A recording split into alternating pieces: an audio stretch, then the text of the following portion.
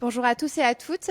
On est ravis de vous accueillir tous aujourd'hui dans le cadre de la conférence sur le numérique responsable organisée par l'accélérateur ESS d'HEC Paris, initiée par la région Île-de-France et soutenue par de nombreux autres partenaires tels que la Caisse d'épargne, la Banque des Territoires, la Driette et également ICAD.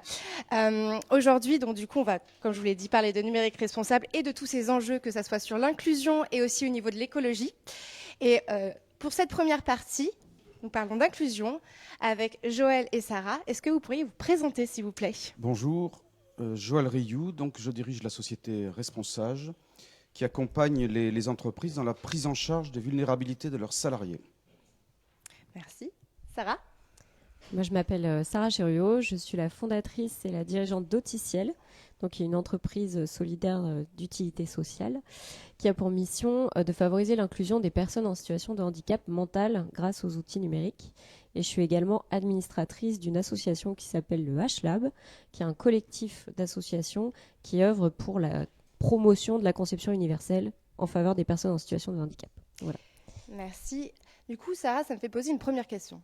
Quels sont les enjeux du numérique et qu'est-ce que l'inclusion numérique et pourquoi est-ce que c'est important dans notre société actuelle? Quelle présentatrice de talent. Donc le numérique responsable. Alors les enjeux de l'inclusion aujourd'hui, c'est quoi? Quand on parle d'inclusion numérique, ce qu'on voit surtout, c'est que la société aujourd'hui est complètement pénétrée par les produits et services numériques. On paye nos impôts en ligne, on commande à manger en ligne, on interagit sur les réseaux sociaux. Donc évidemment que le numérique est omniprésent. Et ce qu'on ne sait pas ou ce qu'on sait peu, c'est que 17% de la population en France, selon l'INSEE, donc ça veut dire 13 millions de personnes, sont complètement exclues de cette société numérique, de ces produits, de ces services, et que malheureusement, ça touche particulièrement des populations qui sont déjà fragilisées, notamment des personnes en situation de handicap, des personnes âgées, des personnes qui ont un faible niveau d'éducation. Et donc, ce qu'on veut éviter avec l'avènement du numérique, bien sûr qu'on veut booster les innovations, mais on veut éviter de renforcer une fracture numérique qui naît de l'électronisme. Et justement, quels sont les enjeux auxquels sont confrontées ces personnes en situation de vulnérabilité? Alors, il y a un enjeu déjà de formation et de maîtrise des usages, c'est-à-dire accompagner les personnes dans l'utilisation de ces outils. Mais après, quand on parle d'inclusion numérique, on parle en fait de deux choses.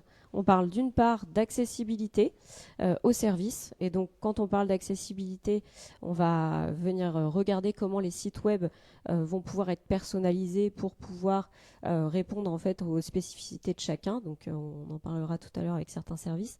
Donc, d'une part, l'accessibilité, mais on parle aussi d'outils leviers, d'outils émancipateurs, en fait, d'empowerment, voilà, pour des gros mots.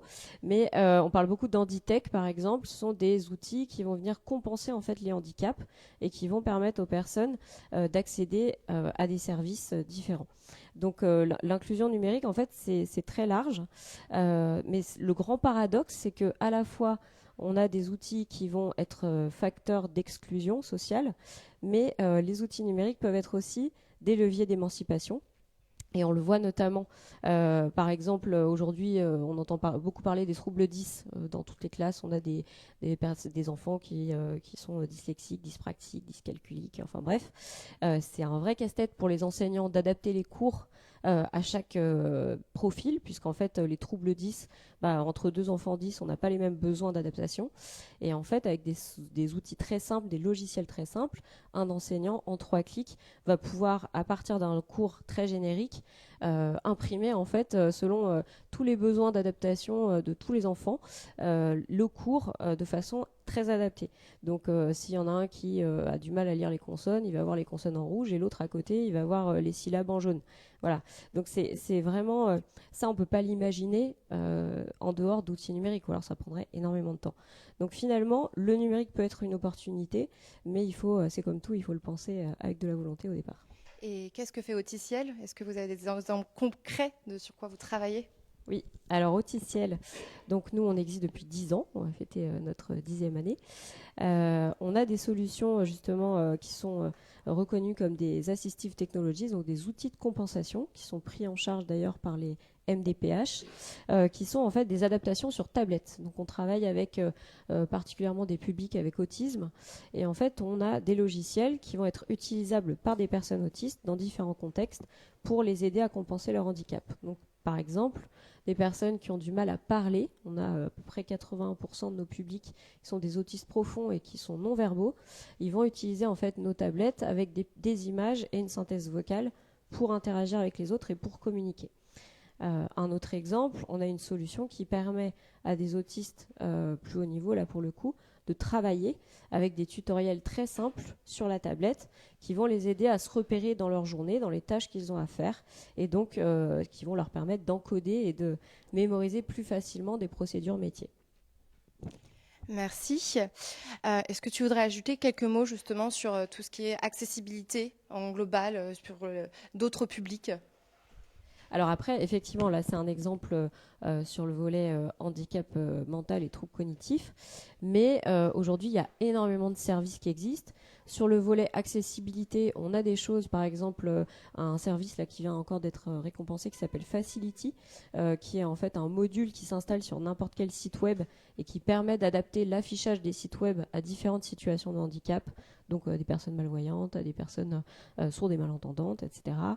On a des outils aussi comme Inside Vision, donc là ce sont des tablettes braille, donc ça veut dire qui vont permettre à des personnes malvoyantes d'accéder à des services numériques grâce à une tablette en relief. Voilà. Donc ça c'est pour tout ce qui est accessibilité. Et puis après sur les outils Handitech purement de compensation, on a d'autres services qui vont être utilisés aussi bien au quotidien qu'en entreprise, comme vous devez connaître probablement Roger Voice, Ava, qui sont des outils de transcription texte de conversation téléphonique, donc pour les personnes sourdes et malentendantes.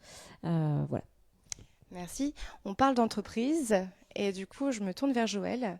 Joël, comment justement les entreprises elles peuvent contribuer à l'inclusion dans le numérique et quels sont les avantages aussi qu'elles peuvent en tirer ?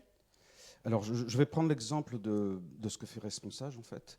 Comme nous sommes un service qui est vendu aux ressources humaines des entreprises, le fait d'avoir une plateforme à distance permet aux salariés d'avoir un espace indépendant sur lequel ils peuvent avoir accès à un service que leur offre leur entreprise, mais que leur entreprise ne contrôle pas. Ce qui permet d'avoir un espace neutre sur lequel il peut y avoir la mise en contact avec des travailleurs sociaux sur l'ensemble des vulnérabilités que peuvent rencontrer des salariés dans leur vie professionnelle et dans leur vie ou dans leur vie personnelle. Est-ce que tu pourrais nous donner des exemples justement d'enjeux ? Eh bien, par exemple, nous avons testé récemment un service qu'on a appelé Urgence Logement. Alors, ce n'était pas une créativité extraordinaire du point de vue du nom, mais ça veut bien dire ce que ça veut dire. C'est-à-dire que ça donne la possibilité à des salariés qui sont en rupture d'hébergement d'avoir accès, quel que soit le canal, le téléphone, c'est-à-dire par SMS, que ce soit sur un espace Internet, que ce soit par téléphone, avoir accès à un service qui, sous 2 heures en région parisienne et sous 4 heures en province, permet d'avoir une mise à l'abri quasi automatique et qui permet ainsi de sortir les gens de situations extrêmement précaires. Donc ça, l'entreprise finance le dispositif, n'est pas forcément au courant de qui appelle, pourquoi les personnes appellent. Et alors c'est très intéressant parce qu'on s'aperçoit que beaucoup d'entreprises, même parfois du CAC 40, estiment que ce genre de problème n'existe pas pour leurs salariés et puis tout d'un coup découvrent que cela existe.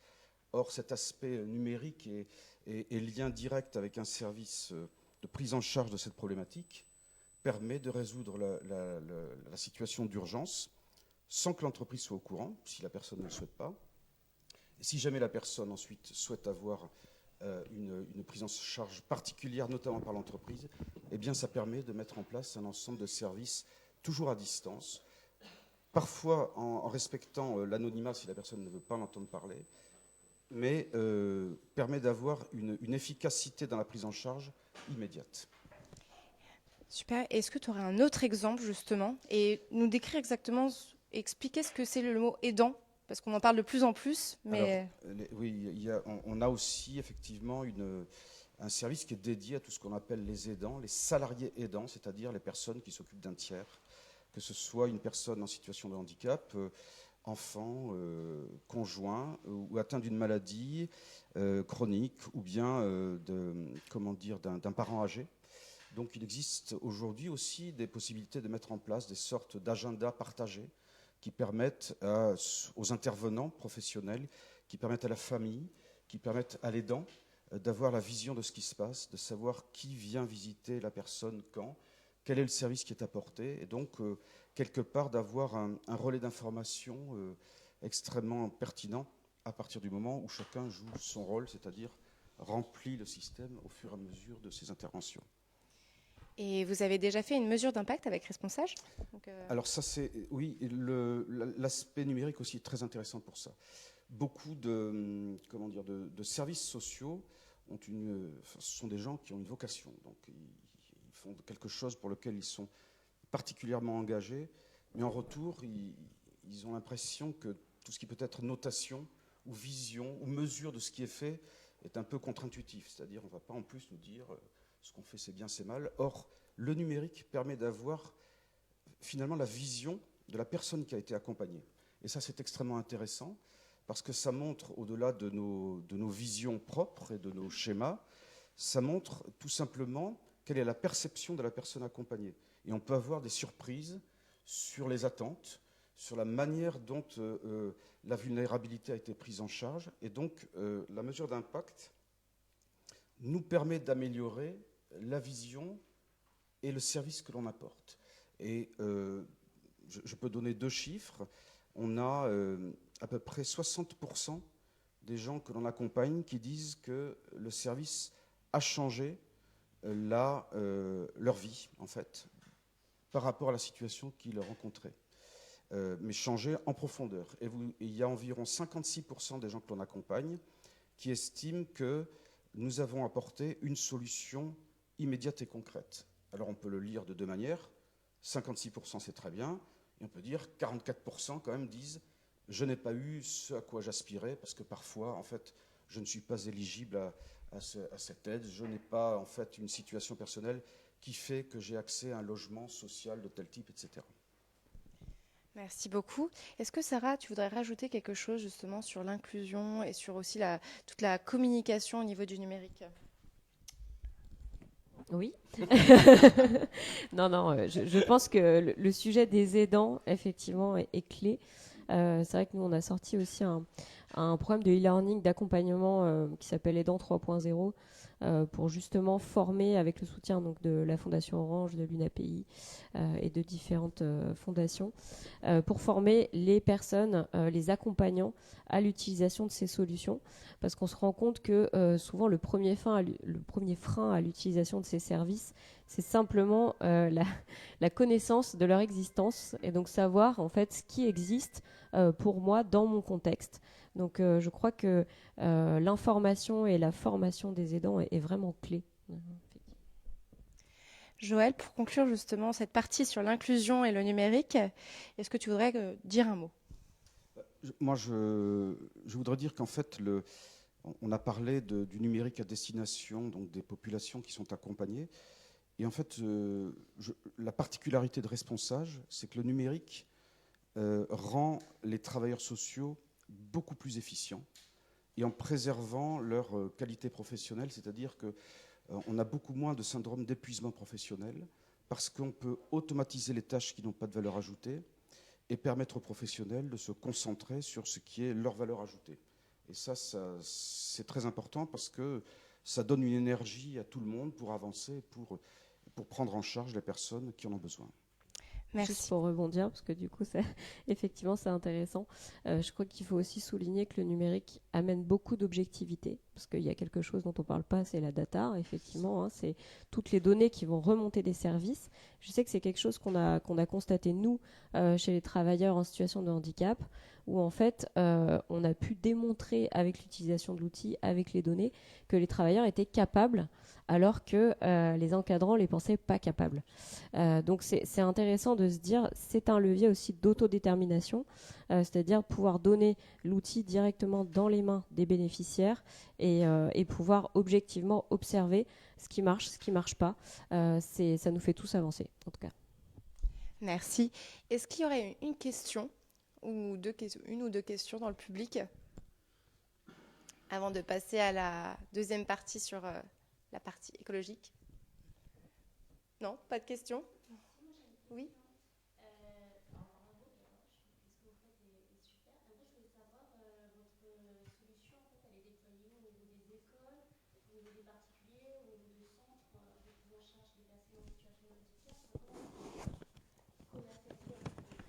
Oui. Alors aujourd'hui, au Ticiel, nous, on est déployés dans plus de 700 établissements médico-sociaux en France sur à peu près 97% des départements. Donc vraiment très large. Donc ce sont principalement des associations, des foyers d'accueil médicalisés, des instituts médico-éducatifs notamment. Et on travaille aussi avec des familles. Mais voilà, c'est pas le même accompagnement. Je dirais qu'on a 90% de nos utilisateurs qu'on touche par le biais de ces associations. Il y a également des écoles, effectivement, puisqu'on est de plus en plus dans une perspective d'inclusion scolaire. Des ESAT aussi, notamment l'ESAT Berthier, que vous allez voir tout à l'heure, a été équipé de nos solutions. Voilà, donc on passe beaucoup par les relais professionnels et de plus en plus, on essaie d'intégrer directement des familles, qu'on a à peu près 10% de nos utilisateurs qui sont des familles en direct, qui s'équipent et qui peuvent en plus bénéficier d'une prise en charge par les MDPH au titre de l'aide technique. Donc c'est quand même plutôt pas mal. Merci. J'aurais juste une question sur comment vous développez vos solutions pour ces développeurs-là. Vous avez des équipes en interne spécialisées, vous coopérez avec des chercheurs, comment ça se passe pour les équipes? Oui. Alors, du coup, nous, on travaille vraiment avec des personnes qui ont un handicap moyen à sévère, donc qui sont principalement non-verbales ou dyscommunicantes, ce qui veut dire que on a intégré très tôt dans l'ADN d'Auticiel des méthodes de co-innovation très adaptées. Donc, c'est-à-dire qu'on passe beaucoup, on fait en fait pour ceux qui connaissent du design thinking, dans des ateliers de réflexion en fait avec les personnes, avec les aidants, les professionnels, les familles.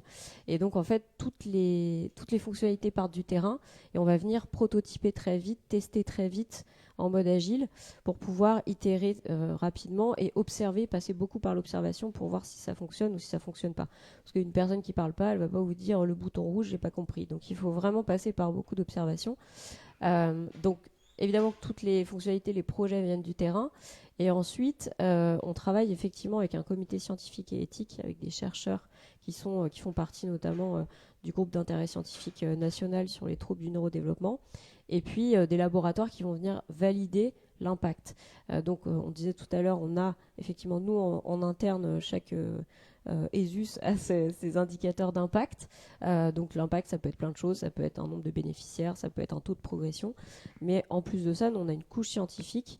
Donc en interne, on a des chercheurs, on a une docteure en neurosciences qui pilote l'innovation, on a des psychologues, des orthophonistes, etc. Mais on va aussi faire appel à des labos externes pour démontrer l'efficacité des outils.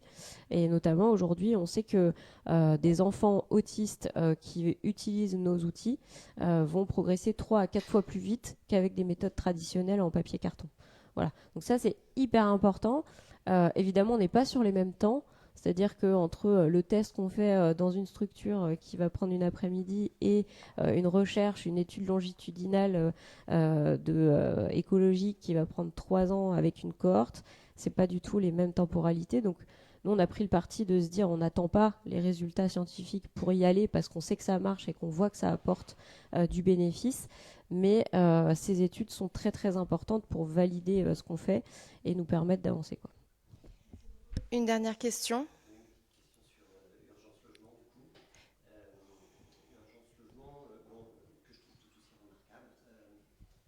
Le numérique, oui, mais derrière le numérique, il y a forcément de l'humain. Du coup, je me disais comment se passe l'accompagnement, alerté sur le fait qu'on a une situation d'urgence au logement, très bien, il y a une solution numérique, mais est-ce qu'il y a un accompagnement social, est-ce qu'il y a quelque chose qui permet de soutenir les gens en difficulté à ce moment-là? Et deuxième question dans la question, comment est-ce que vous identifiez ces logements d'urgence? Et est-ce qu'il y a des particuliers qui peuvent dire, moi j'ai une chambre chez moi, et donc je m'inscris sur la plateforme en disant j'ai une proposition de logement? Je vais juste répéter la question parce qu'on m'a demandé de répéter les questions dans le live. Désolée. Je la répète très brièvement. Comment est-ce que vous accompagnez avec Urgence Logement les personnes et comment est-ce que vous allez les chercher également et comment est-ce que vous arrivez à accéder au logement? Alors, comment est-ce qu'on les accompagne? En fait, le contact se fait en direct avec des travailleurs sociaux principalement des assistantes sociales. Donc il y a une prise en charge immédiate pour la sécurisation de la personne ou de sa famille. Puis il y a la recherche ensuite d'un logement intermédiaire et enfin d'un logement pérenne. Donc c'est un accompagnement qui se fait vraiment dans la durée, qui prend le temps qu'il faut. Et puisqu'on on a un service qui est dédié, je dirais, à cette problématique. Et deuxièmement, effectivement, l'autre problématique centrale, c'est quel type de logement. Donc là, on a des accords avec des entreprises hôtelières, avec des plateformes hôtelières, qui nous permet d'avoir des chambres réservées. Et en fonction de 3 niveaux de tarifs, nous avons la possibilité donc de placer ces personnes. Ce qui veut dire que là aussi le numérique permet d'être un peu un élément fédérateur, c'est-à-dire qu'on a une mise en relation quasi immédiate que l'on contrôle en interne par l'intermédiaire de travailleurs sociaux. Merci. On va passer du coup à la seconde partie avec Étienne et Anaïs. Merci beaucoup Sarah, merci beaucoup Joël.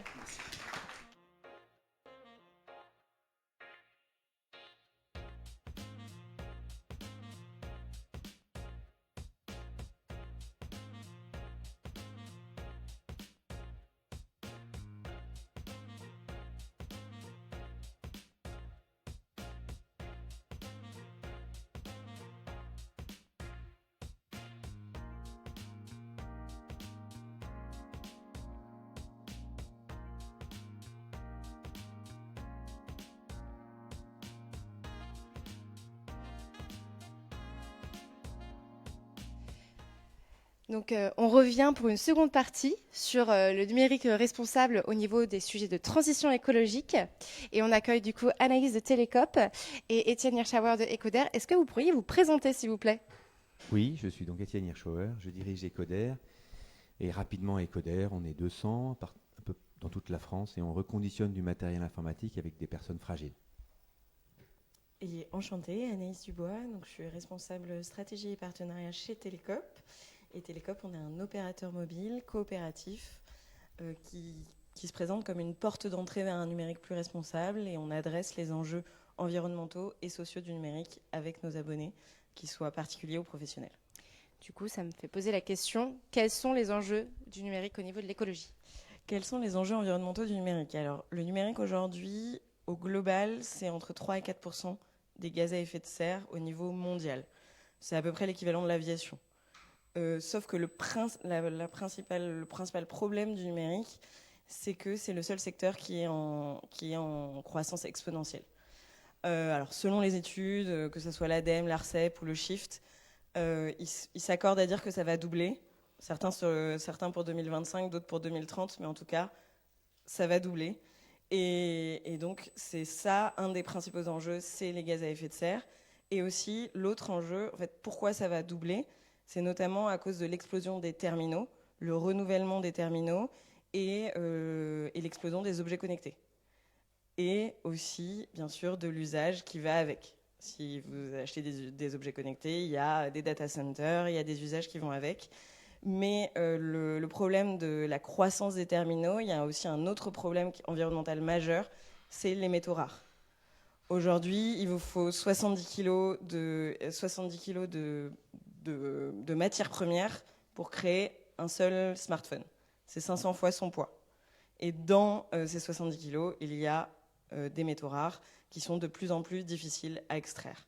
Donc voilà les deux principaux enjeux environnementaux du numérique actuellement. Et justement, comment les entreprises du secteur autant numérique et des autres peuvent réduire et améliorer leur impact? Ok, alors, c'est d'utiliser, vous connaissez le principe des 5 R dans l'économie circulaire. Donc d'abord, refuser, réduire, ensuite réparer, enfin reconditionner et enfin recycler. Il faut les appliquer dans l'ordre. Alors bien sûr, Étienne parlera bien sûr du dernier R qui est à adresser. Et ça, il n'y a aucun problème là-dessus. Il faut adresser tous les R, mais il faut les appliquer dans l'ordre. C'est-à-dire d'abord refuser et réduire. Donc refuser le numérique qui n'a pas d'utilité sociale, sociétale. Est-ce que le nouvel objet connecté a une réelle utilité? Il y en a, certains objets connectés ont une utilité sociale, d'autres aucune. Après, on est vraiment dans l'aspect réparé. Et chez Télécope, on travaille beaucoup là-dessus au niveau du mobile, parce qu'on ne va pas vous inciter à changer de mobile. Notre modèle économique, il n'est pas relié à ça, alors que la majorité des opérateurs télécoms, il est relié au changement de mobile, le modèle économique. Donc nous, on va vous inciter à réparer votre téléphone, à le maintenir le plus longtemps possible. Et donc, dans un de nos forfaits, il y a une aide à la réparation. Donc finalement, c'est R là. Après, on arrive à reconditionner. Donc comment finalement on donne une deuxième vie aux objets? C'est vrai que c'est mieux d'acheter un téléphone reconditionné qu'un téléphone neuf, mais il faut qu'il ait une première vie avant.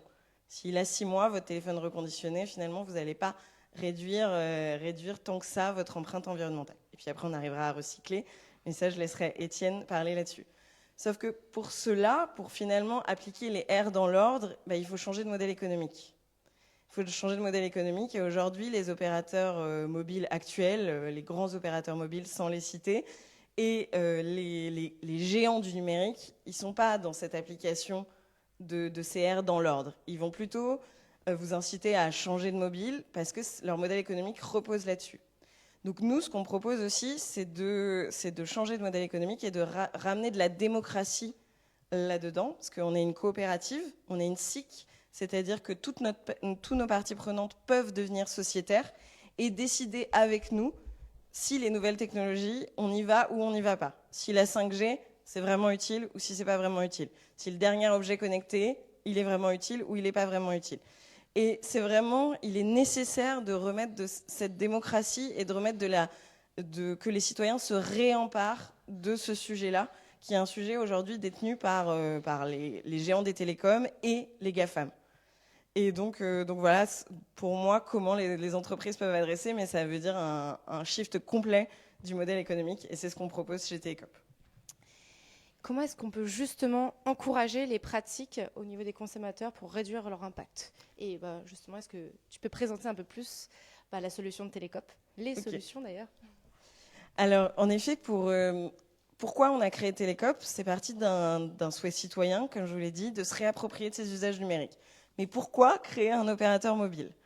Parce que l'opérateur mobile, c'est la porte d'entrée vers le numérique. Vous avez tous un opérateur mobile. Vous en avez tous. Et soit l'opérateur mobile, il va vous inciter à consommer, soit, comme nous, il va vous sensibiliser aux enjeux du numérique.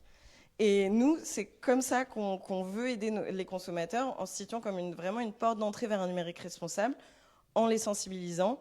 Qu'est-ce que ça veut dire le numérique? Quels sont les impacts environnementaux et sociaux du numérique? Et finalement, comment réduire ces impacts?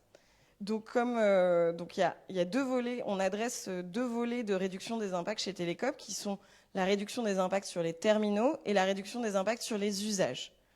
Donc au début, on s'est placé sur la réduction des impacts sur les usages. Donc on a sorti un forfait qui est à l'inverse du marché. Aujourd'hui, le marché, il est toujours plus d'illimité.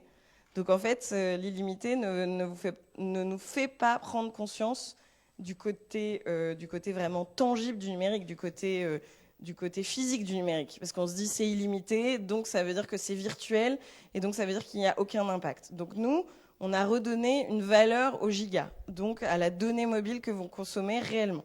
Et on vous facture à la donnée mobile que vous consommez réellement. Donc les appels et les SMS sont totalement inclus dans nos forfaits, il n'y a pas de limite. Et la donnée mobile est facturée à ce que vous consommez. Si vous consommez moins, vous êtes facturé moins. Ce qui permet vraiment déjà de regarder sur vos portables à combien de données mobiles vous êtes, parce que je ne suis pas sûre que vous savez tous à combien de données mobiles vous êtes par mois, et finalement de réduire progressivement. Par exemple, en se mettant le plus possible en Wi-Fi par la DSL ou la fibre, parce que ça consomme 3 à 10 fois moins d'énergie d'être sur la DSL, la fibre, que sur la 4G. Donc dès que vous l'êtes, alors là, il n'y a pas de code Wi-Fi dans cette salle, mais s'il y en avait eu un affiché, je me serais mis tout de suite en Wi-Fi. Il y en a un, mais il n'est pas affiché. Il n'est pas affiché. On va l'afficher. Ok. Et après, il y a aussi des enjeux de sécurité liés au Wi-Fi. Donc tout le monde ne peut pas se mettre en Wi-Fi selon le métier qu'il fait. Et on est totalement conscient là-dessus. Donc ça, c'est notre premier forfait qu'on a sorti, le forfait sobriété. Et le deuxième forfait, on a sorti un forfait avec 9 gigas inclus. Pourquoi 9 gigas ? parce que la moyenne des Français à l'époque était à 10 gigas. Donc c'était déjà de faire un petit effort et de se dire, ok, vous êtes à 9 gigas, donc déjà vous êtes en dessous de la moyenne des Français. Donc vous êtes déjà un peu parti vers une sobriété numérique. Mais surtout, dans ce forfait-là, on a adressé un autre enjeu qui est le non-renouvellement des terminaux, parce qu'on est le seul opérateur qui a inclus une aide à la réparation dans son forfait mobile. Donc dans ce deuxième forfait-là, qui est le forfait transition, on a inclus 30 € d'aide à la réparation. Donc vous cassez votre écran, vous allez chez n'importe quel réparateur, vous nous envoyez la facture, on vous rembourse 30 €. Ça s'ajoute à une aide de l'État qui est peu connue, qui est le bonus réparation, qui est très peu connu, qui est sorti le 1er janvier 2023, qui est sur beaucoup d'appareils électroniques, dont le smartphone. Et il y a 25 € d'aide à la réparation chez les réparateurs agréés de l'État. Cette aide va passer à 50 € au 1er juillet. Donc 50 € plus les 30 € de Télécope, ça vous fait 80 € pour réparer un écran. Je pense qu'on commence à se poser la question. Parce qu'il y a une vraie problématique là-dessus sur l'accessibilité à la réparation par rapport à changer de mobile qui est parfois moins cher que réparer. Donc on adresse ce sujet-là et on s'entoure de partenaires comme HOP, Halte à l'obsolescence programmée, pour adresser ces sujets-là. Merci beaucoup Anaïs. Ça m'amène à toi Étienne. Est-ce que tu pourrais nous parler justement des enjeux du recyclage et de la réparation ? Oui.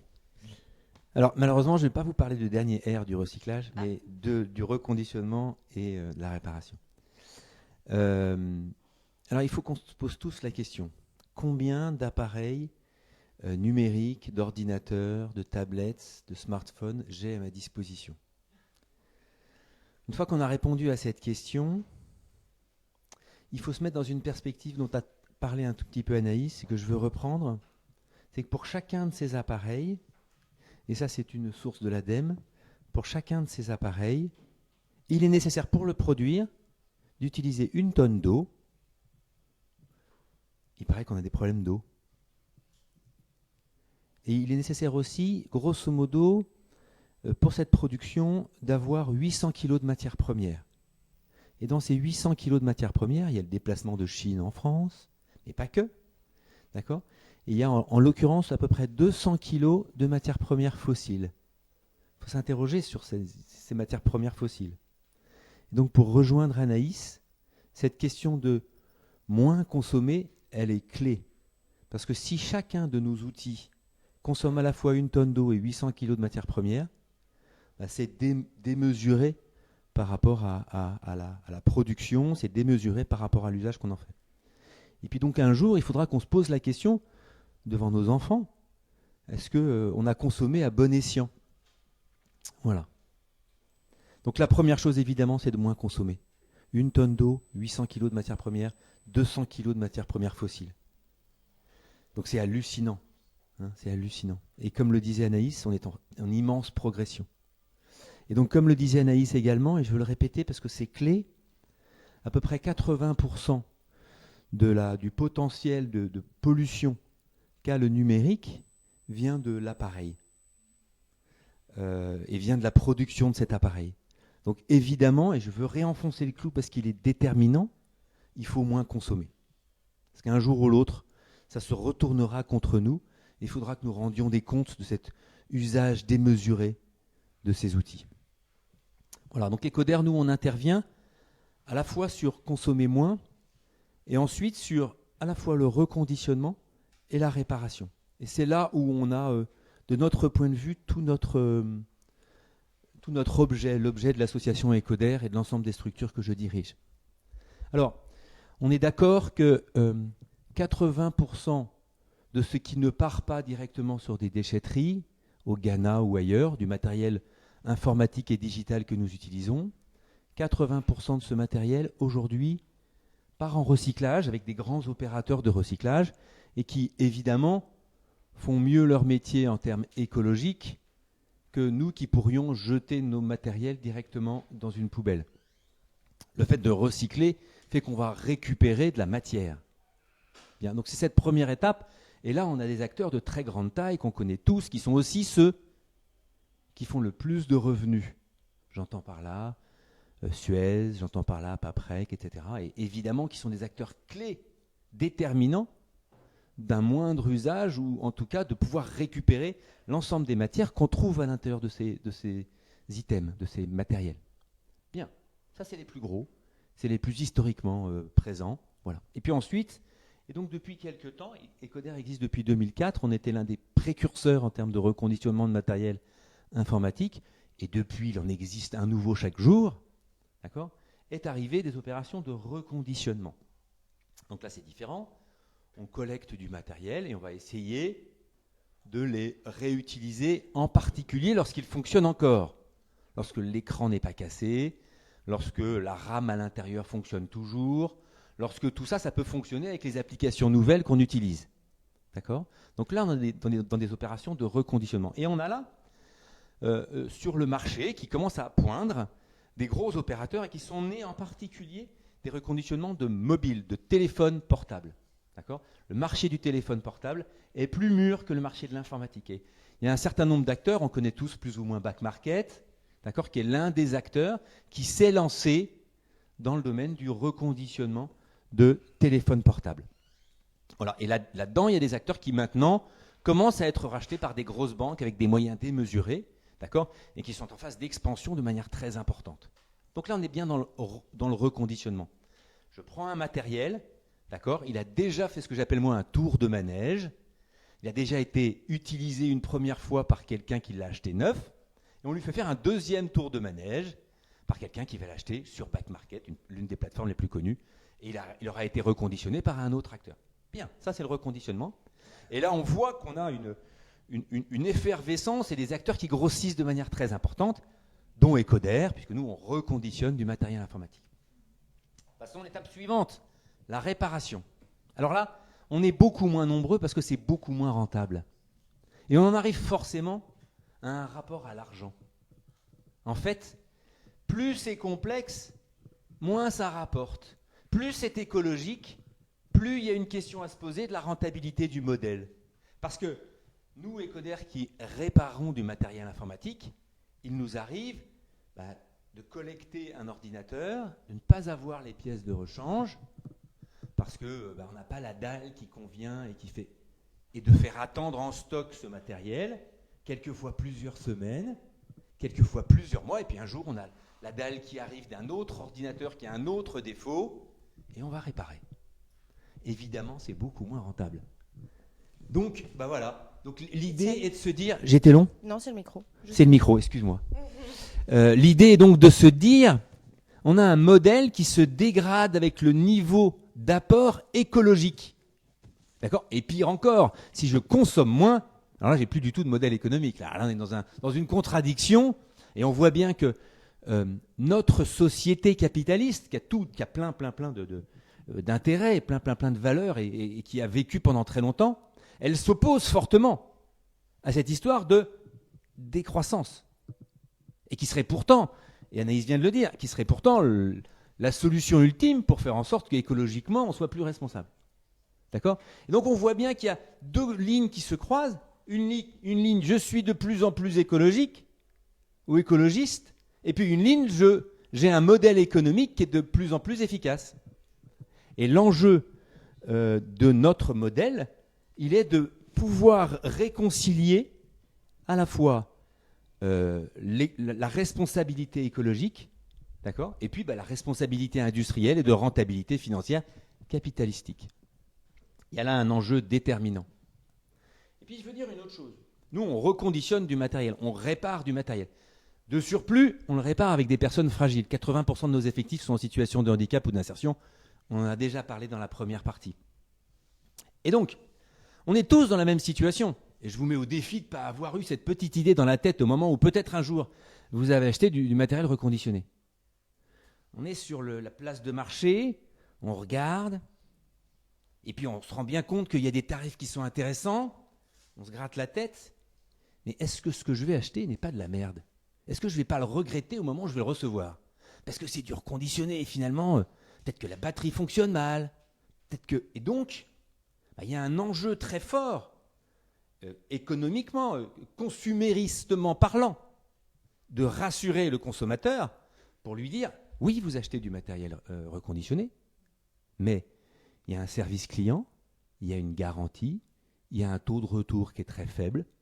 Donc il est nécessaire que des structures comme les nôtres soient à la fois écologiquement responsables, peut-être socialement responsables, mais également industriellement professionnelles.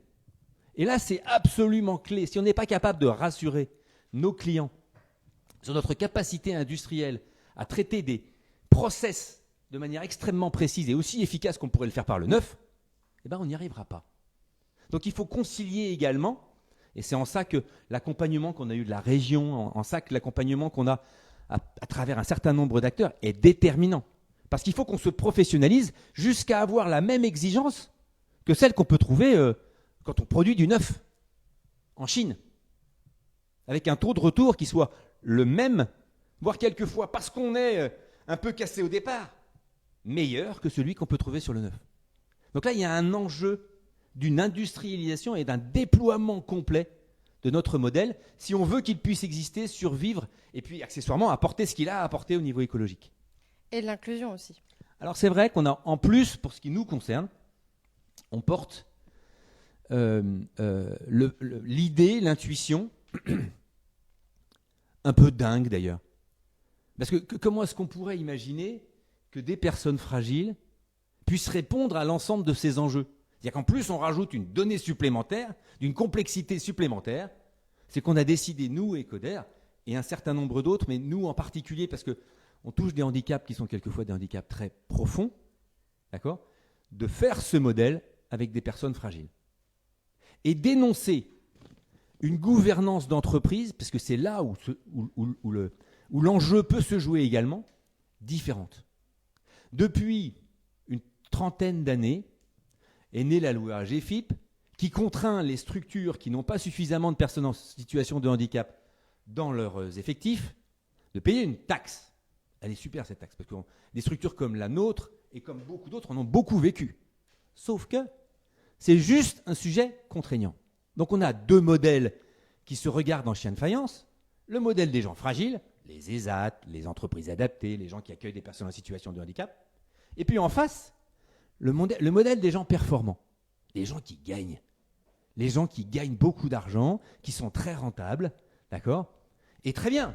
Et donc, cette loi, elle a permis un rapprochement entre ces deux modèles, contraignants pour les entreprises qui gagnent. Parfait. Mais on porte, nous, l'intuition qu'on est à l'aune d'une gouvernance nouvelle, d'accord ? À travers une génération qui arrive, à travers des exigences sociales et environnementales qui s'imposent, on pense que maintenant, il faut que ces deux mondes pacifiquement se rencontrent. Que nous, en tant qu'entreprise fragile, accueillant des gens fragiles, on se professionnalise plus, et je vous en ai parlé, d'accord ? Mais que aussi, les entreprises qui gagnent acceptent qu'elles sont aussi fragiles. Et qu'en leur sein, et on en a parlé juste avant dans la précédente table ronde, en leur sein, elles ont des personnes fragiles. Et voire même, regardons-nous 15 secondes. Est-ce que finalement, en chacun d'entre nous, il n'y a pas à la fois une part de grande capacité de performance ? On est beau, fort, on résout bien les problèmes, voilà, on a de l'énergie, parfait, on est fort. Et d'ailleurs, on a été élevé depuis qu'on est né pour être le plus fort possible, le plus beau possible, le plus intelligent possible. Donc on a été modelé pour ça. Mais quand nous, il y a un tout petit truc qui quelquefois ressurgit, à des moments qu'on n'aimerait pas qui arrivent, on est aussi fragile. Et ce qui écrase les gens fragiles, c'est d'avoir en face d'eux toujours des gens capables de merveilles.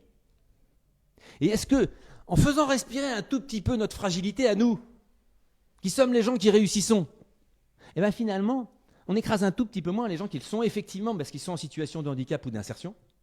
Et est-ce que finalement, ce ne serait pas nous respecter nous aussi beaucoup mieux, de se faire respirer ces deux poumons, le poumon de je suis efficace et je suis fort et beau, et le poumon également de est-ce que je peux me faire entendre comme une personne fragile ? Parce qu'en me faisant entendre comme une personne fragile, alors même que je suis dans des entreprises qui réussissent, j'ouvre la porte à un modèle d'entrepreneuriat et un modèle de respect finalement de ces deux mondes qui sont aujourd'hui encore un peu en chien de faïence pour avancer plus loin et réussir à réunifier. Et on est des rêveurs, mais est-ce que c'est pas top de l'être quand même ? Réunifier à la fois notre volonté écologique et puis notre volonté sociale. Merci Étienne. Sarah, Anaïs, excuse-moi. Anaïs, est-ce que tu souhaiterais finir et dire rajouter un mot sur le numérique, Ok. sur les enjeux du logis ou l'inclusion? D'accord. Non, je pense qu'en effet, on se rejoint sur énormément de valeurs avec Ecoder. Je vais finir peut-être sur le modèle économique parce que tu en as beaucoup parlé et j'ai pas forcément exprimé notre modèle économique. Donc nous, on est donc une coopérative, une SIC. Toutes nos parties prenantes peuvent devenir sociétaires et surtout, on est à lucrativité limitée, avec dans nos statuts des écarts de salaire qui sont réglementés. Et donc finalement, c'est aussi ce nouveau modèle économique qu'on propose, parce que comme tu l'as dit, plus on est environnementalement responsable, plus on est écologiquement responsable. Pour l'instant, dans notre modèle économique actuel, moins on est rentable. Et donc c'est ce paradigme-là qu'il faut changer. Nous, on propose de le changer par l'intermédiaire de la coopérative, mais il y a d'autres modèles économiques qui peuvent le changer. Et donc voilà, c'était pour finir là-dessus. Et si, quand même, rejoignez-nous en tant qu'abonné, parce que Ah, ok, je vois qu'il y a un abonné dans la salle. La prochaine fois... Oh, il y a plusieurs abonnés. La prochaine fois, je pose la question. Et donc, rejoignez-nous, parce que notre ambition aussi, c'est d'être plus grand, plus gros, pour vraiment peser sur le marché des télécoms, pour avoir une voix et pour faire bouger les lignes dans ce marché-là, qui est encore un marché qui est beaucoup basé sur la vente de smartphones neufs. Il n'y a que 5% des smartphones vendus par les opérateurs téléphoniques qui sont des smartphones reconditionnés. Il y a encore une marge de progression qui est quand même assez énorme. Et surtout, leur modèle économique est basé sur le fait que vous gardez votre téléphone que 2 ans et demi en moyenne. Et c'est ça qui fait leur modèle économique. Et donc rejoignez-nous pour faire bouger les lignes dans ce marché-là, qui pour nous est une porte d'entrée vers un numérique plus responsable. Merci beaucoup. Est-ce qu'il y a une ou deux questions? Oui. Ah ben voilà, oui. On évoquait les 5% de téléphones reconditionnés. Est-ce que vous avez un ordre de grandeur justement du marché de reconditionné versus le neuf, et particulièrement pour Ecoder, quels sont les goulots d'étranglement? Est-ce que c'est le client qui achète pas les reconditionnés? Est-ce que c'est le sourcing qui n'est pas encore organisé, ou est-ce que c'est la capacité de reconditionner? Oui, vous avez bien résumé. En fait, pour faire notre métier, il faut faire 3 choses. Il faut avoir de la matière première, il faut produire, il faut vendre. Il y a des sujets à traiter parce que c'est un modèle. On est dans un modèle qui change, qui a complètement, qui s'est retourné complètement. Encore une fois, on était les seuls en 2004 et aujourd'hui, c'est un marché qui devient pléthorique. Il y a une loi qui est parue en France en mars 2021, qui est la loi AGEC, et qui impose sans contrainte, mais qui impose à toutes les structures publiques que 20% de leurs achats informatiques soient du reconditionné. C'est pas rien, parce que les achats de l'État et de toutes les structures d'État en France par an, c'est 1 milliard d'euros. Donc 1 milliard d'euros, vous faites 20%, le calcul il est assez vite fait, ça fait donc 200 millions d'euros, un marché de 200 millions d'euros qui brutalement par une loi s'ouvre à vous.